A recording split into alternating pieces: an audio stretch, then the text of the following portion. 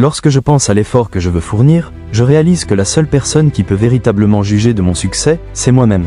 Je suis le seul à savoir combien il me reste à donner, combien de force, de détermination et de volonté je peux mobiliser.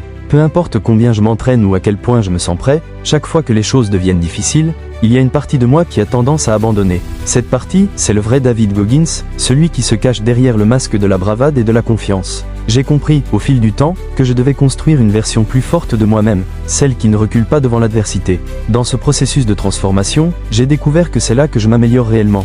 Quand tu fais quelque chose à moitié, tu ne sais jamais si tu as échoué ou réussi, si tu as obtenu ce que tu voulais ou non. Il est essentiel de se regarder dans le miroir et de se dire « Je n'ai pas fait les choses à moitié, j'ai tout donné ». C'est là que tu commences à comprendre ce qui est vraiment pour toi. Ne te contente pas de ce que tu es actuellement. Ne pense pas que l'endroit où tu es et ce que tu vois est tout ce que tu auras jamais. Il y a tellement plus à découvrir, tellement plus à réaliser. Cependant, le changement ne vient pas toujours à toi. Il vient de toi. Pas tout le monde va croire en toi, et il y aura des moments où tu te sentiras complètement brisé. Tu auras l'impression que tu ne peux pas te relever, que ta vie est hors de contrôle. Mais écoute bien ce que je dis, tu peux remettre ta vie sur les rails. Tu as la foi, tu as la force, tu as les connaissances et tu as la capacité. Maintenant, mets-toi au travail et fais ce qu'il faut. Je veux poser une question à tous ceux qui m'écoutent. Pourquoi pas toi ? Pourquoi ne peux-tu pas être la personne qui change tout ? L'innovateur, le pionnier, celui qui prend la décision de ne pas être le maillon faible de la chaîne d'une dynastie. Combien de temps penses-tu qu'il te reste ? Ne vis pas ta vie comme si tu allais vivre éternellement. Tu n'as pas besoin de tout recommencer. Commence dès aujourd'hui. Je suis ici pour te dire qu'une fois que tu commences, tu ne peux pas t'arrêter avant d'avoir atteint tes objectifs. Quand tu es dans le bateau, tu fais un engagement. Peu importe si la tempête arrive, peu importe si les vents et les vagues se lèvent, continue d'avancer. Es-tu vraiment prêt à voir ta vision, à en rêver, à évaluer le coût et à payer le prix ? La plupart d'entre nous ne sont pas prêts à payer ce prix. J'aime penser que tu peux être deux choses à la fois. Tu peux être jaloux de quelqu'un et laisser cela t'inspirer en même temps. Tu peux avoir peur, et pourtant trouver la volonté de te pousser à avancer. Les êtres humains sont très complexes. Lorsque tu commences à comprendre que tu n'es pas qu'une seule chose, cela te donne la liberté de naviguer à travers les vagues des émotions, de vivre les expériences. Tu peux descendre et dire « Oh, c'est terrible » et savoir que tu seras capable d'en sortir. Chaque bonne chose qui arrive dans nos vies a un coût. Rien n'est gratuit. Quelqu'un avec une carrière incroyable peut ne pas avoir de relation avec ses enfants.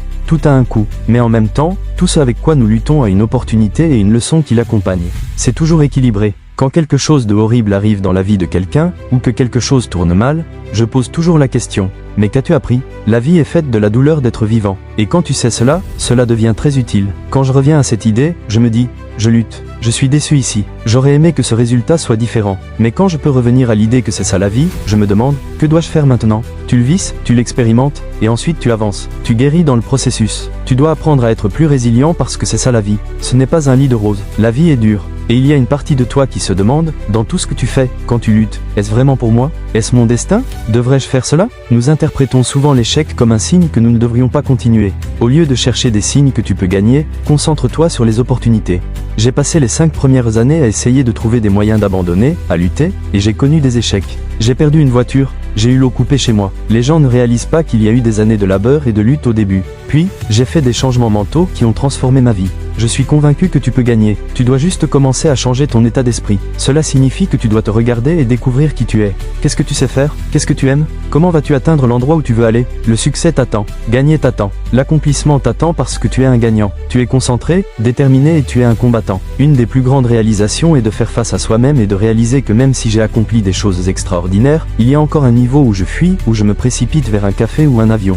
Cette agitation m'empêche de vraiment m'arrêter et de faire face à la personne dans le miroir. Tu es humain, tu es vivant, et tu comptes. Tu dois faire face à beaucoup de choses, et tu as un long chemin devant toi. La vie est difficile, et tu devras te débrouiller tout seul. Ce monde est dur, et il essaiera de te battre. Il trouvera ta faiblesse et te frappera. Il est temps de retourner au travail. Arrête de t'écouter parler. Déconnecte-toi des réseaux sociaux. Élimine tout le bruit. Retourne dans le laboratoire mental, car c'est là que vient le savoir. Tu dois arriver à un point dans ta vie où rien ne peut te blesser parce que tu sais exactement qui tu es. Tu as affronté tes démons, tu as écouté tes traumatismes passés. Tu es capable de dire, d'accord, maintenant je peux parler aux gens de ce que j'ai vécu. Je ne suis plus gêné. Avoir honte est l'une des plus grandes choses qui tuent les gens aujourd'hui dans leur esprit. Ne sois jamais honteux de ce que tu as fait dans ta vie. Fais face, répare, améliore. Tout ce dont tu as besoin est dans ton laboratoire mental. Je suis en constante étude de moi-même. Je sais ce qui doit être conquis parce que je traverse constamment ce que je n'aime pas, ce qui me met mal à l'aise. La souffrance non choisie va arriver. La seule chose que tu peux faire est d'avoir une souffrance choisie pour te préparer. C'est la seule chose que tu peux pratiquer. Fais quelque chose de désagréable chaque jour. Je ne dis pas de courir 200 miles, mais sois fort. Tu dois avoir une partie de toi qui est dure,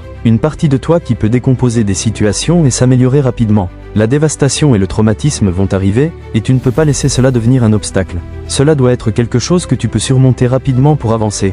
Cela demande beaucoup de force. Quand tu meurs, les gens essaient de comprendre pourquoi tu es mort.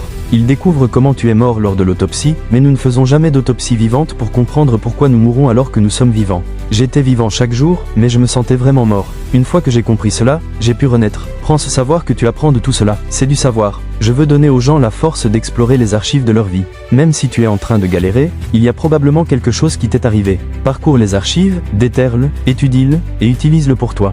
Tu dois être meilleur ici. Les gens ont besoin d'un but pour se lever. Ils ont besoin d'un but pour performer. Arrive à un point où il n'y a rien de prévu. Pas de soutien, pas d'école, et pourtant, performer au plus haut niveau. Ce que les gens ne comprennent pas, c'est qu'un jour, cette chose va surgir. Si tu ne performes pas constamment sans but, tu ne seras pas prêt quand le moment viendra. C'est cette chose magique, le but, que nous recherchons tous. Mais ce qui est drôle, c'est que nous avons besoin de ces choses pour performer. Le véritable but, c'est toi. Si tu te réveilles le matin et que tu ne veux rien faire, cela signifie que tu ne te soucies pas assez de toi-même.